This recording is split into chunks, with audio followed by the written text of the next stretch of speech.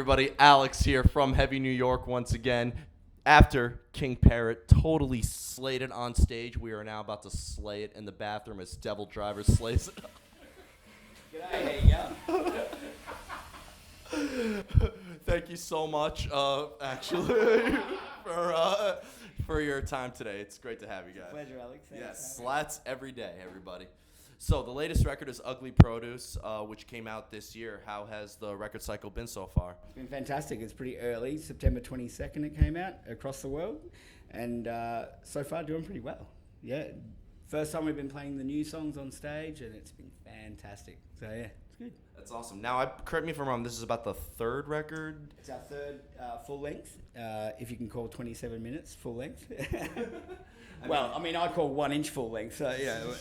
Well, I mean, you know, some people wouldn't, but if you listen to an Opeth album or a Dream Theater record, I think that's a breath of fresh air. And I've never heard either of those names, so Slayer all the way.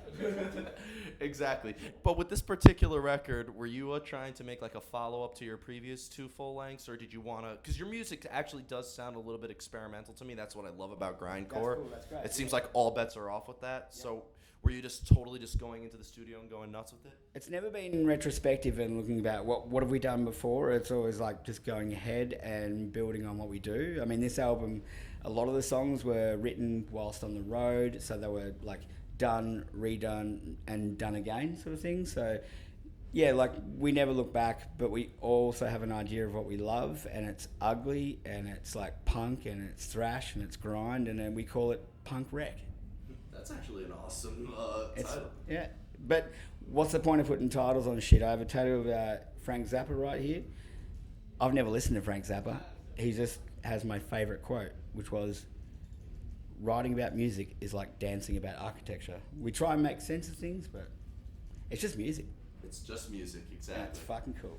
Now, one thing I reading up about you guys, a lot of you guys are considered like grindcore and that stuff. When I was watching you guys, and I'm not just saying this because you guys are running around stages with your shirts off, but you guys reminded me a lot of like hardcore. Like I was thinking, aside from, like bands like Nails and stuff like that, I was thinking of Agnostic Front and Cro-Mags and Sick of It All. That's the New York City sound there. And that's a great compliment to a couple of people in our band who have Agnostic Front tattoos on their legs and shit, like. That's on point for sure. So were you looking? So obviously, I mean, if they have Agnostic Front tattoos, they must have great hardcore influences as well, right? Yeah, absolutely. But I mean, it's a real mix across the whole band. Each of us, we take huge influence more so from Australian bands, like bands you probably never heard of, like Bloodduster, Damaged, Beam Flipper, Dern Rutledge, Christbait. These were bands that we just looked up to. For a few of us, like that we loved. They were grindcore, they were metal, they pushed the bar. But yeah, then you still have, Cannibal Corpse, Agnostic Front, like Pantera or whatever, all going into the mix. And a little bit of Elton John. Of course. Don't fucking leave him out. Can't go wrong with Elton John. Exactly. I honestly think Elton John was one of the first real heavy artists in a way. It's sad that next to Beethoven. It's sad that he's dead now. Wait, what? What? This just in. Is he fucking with me? Yeah. You got me there. Too many people have been dying, man. It's. Hey, it's not 2016 where everyone died. Iggy Pop, Ozzy Osbourne. No, they're still alive. I'm just kidding. They're probably having a good laugh right now. Yeah. Now, as you mentioned, coming from Australia, Australia's home to some awesome bands like the ones you just mentioned, but it's also the home of Thy Art Is Murder, Parkway Drive, AC/DC. They're kind of small. I don't know if you heard of them, AC/DC. Yeah, I don't know. They're like Iron Maiden or some shit. Yeah, I've heard of them, like in passing. Yeah, I think they wrote the Black Album. I think they're from New Zealand, actually. But I mean, with your style of music and stuff like that. Sorry, that was just a short break. Part 2. This is the best interview we've ever done. Part number 2s.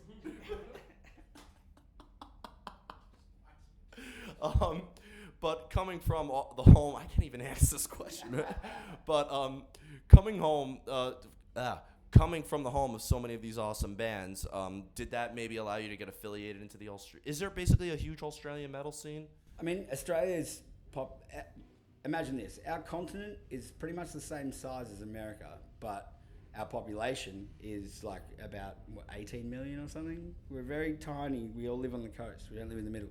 So our subcultures are very small. So metal, it's strong and well supported, but it's small. So, you know, like our tours, when we do a tour of Australia, that's essentially doing the major cities, maybe like 8 shows.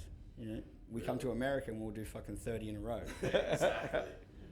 So, yeah, I mean, it's strong and it's a huge influence. And I think when you mentioned like Thy Art Is Murder, Parkway Drive, and even any other genre, like...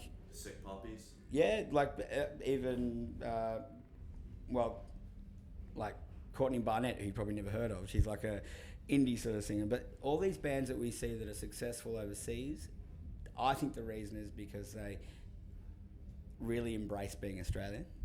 And we write great music down there. We're fucking like by ourselves over there, you know? Like we don't get a lot of bands that come out. It's hard for them to come out. So we create our own style. It's got its own little edge in whatever genre of music that it is. So when you embrace being Australian, that's when you find success. And if you get off your ass and fucking try and tour overseas as well. Yeah. Of course, I think that plays somewhat of a role in it, right? And fuck yeah, it's hard to do too. It's not easy. Yeah. So before we go, I want to truly, first of all, thank you so much for your time and Thank you, Alex. coming here into the green room. hey, this is success. Yeah, this is backstage. You get to hang out in the We could have shit been up. in the champagne room, the green room, you know, but we decided to do it in the bathroom. We decided to come to the brown room. Is there anything? I really wish you brought a tripod right now. This interview is going to look like we filmed it like during the freaking Kobe earthquake. Everyone's going to watch this interview and go, geez, that was shit. No pun intended. Yeah. But is there any tours coming up that you'd like to promote after this tour with Superjoint and Devil Driver? I guess in terms of the States, so we haven't announced anything, but stay tuned. We certainly will be back in the very early new year of 2018. Excellent.